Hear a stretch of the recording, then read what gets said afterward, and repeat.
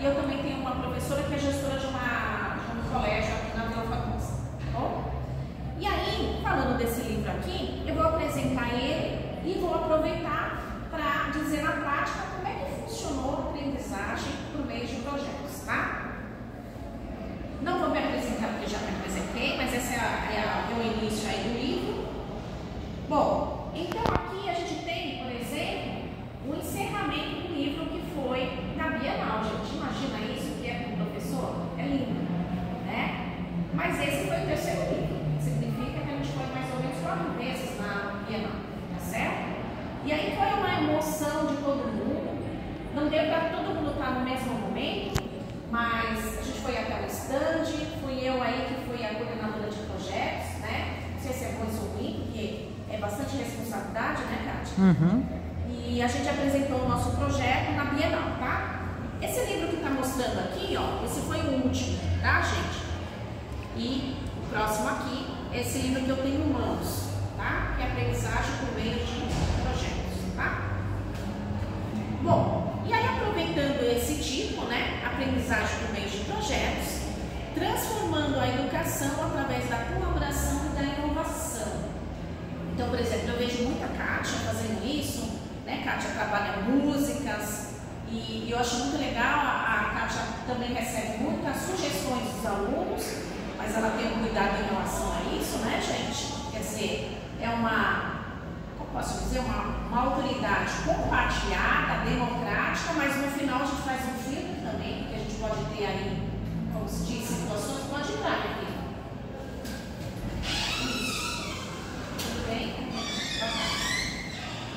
Bom, então aí indo para o livro. E aí a gente teve alguns projetos, e o meu particularmente é o primeiro, Aprendizagem por meio de projetos, tá bom? Bom, então aí, aprendizagem baseadas em projetos por meio de projetos é um método de aprendizagem compartilhada de conhecimento. É só por curiosidade, a gente tem acesso a esse livro? Eu vou abrir para vocês, uma parte eu vou abrir. A gente Tá? encontra ele, por exemplo, na Amazon? Sim. É publicado? Sim.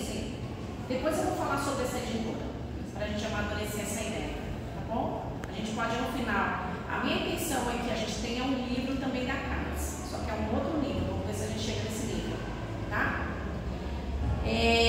Bom, então a aprendizagem é isso, né? Então, por exemplo, quando que eu fico com a Kátia, que tem uma formação diferente da minha, uma história de vida entre outros, né? A todo momento a gente compartilha informações. E trabalhar em conjunto não é isso, né? Eu tenho alguns insights de algumas ideias e ela tem outros.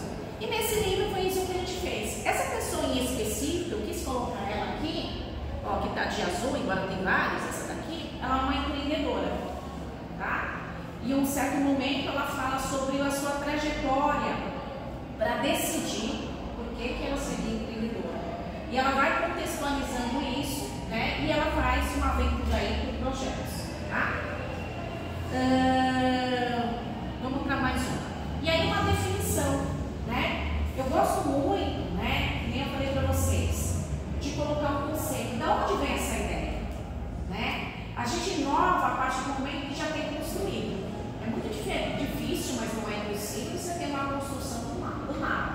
Aí são para grandes, como fala, cientistas, entre outros, tá? Aí a gente tem assim, ó. Portanto, a aprendizagem é uma metodologia que promove interdisciplinaridade e o trabalho em equipe, né? Que vai ser o nosso desafio, tá, gente? Porque a gente vai trabalhar a questão da matemática, da engenharia, nós vamos fazer isso. Nós vamos fazer experiências. Eu tenho algumas ideias, né? E aí a criação. Portanto, é uma metodologia ativa de aprendizagem que, além de promover a interdisciplinaridade, exige o trabalho em equipe, né? E se trabalhar em equipe, você tem coisas boas, você tem coisas ruins, mas no final eu acho que a gente faz algumas adaptações, né?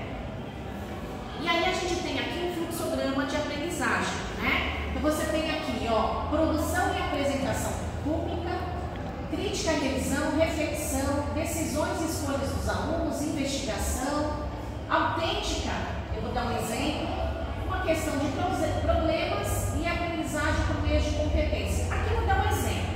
Então a gente vai ter a semana Paulo Freire, pode ser desenvolvido um projeto, né?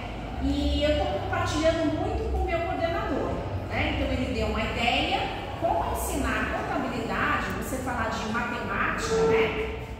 Para um aluno que nós sabemos que o grande índice de fracasso na escola são das disciplinas de exatas, né? Então a gente está pensando em fazer essa maquete lúdica, né? Onde que é crédito, onde que é débito? Como é que a gente vai imaginar quando chega o dinheiro, por exemplo, no caixa? Então vamos imaginar um pouquinho. Então a ideia aqui, ó, a questão do problema, né? Qual é a dificuldade do aluno? Como é que eu ensino essa aula para ele? Autêntico, que ela é específica dentro da minha sala de aula com um determinado aluno. Não é única, né? Investigação, então são tentativas de algumas aulas. Vocês vão perceber que ao longo da jornada você vai ter classes que são mais rápidas, classes que são um pouquinho mais lentas, né? E a crítica, porque eu acredito que sempre a gente pode melhorar, né? O que mais? E eu acredito muito que cada um tem as suas competências. Então, a gente, enquanto professor, tem algumas competências e a gente vai perceber nos alunos, por exemplo, e isso é interessante, que tem alguns alunos, por exemplo, que têm a competência de falar muito bem, de se apresentar muito bem, mas na hora de escrever ou na hora de fazer, ele não faz. Aí, normalmente, o que acontece? A turminha que faz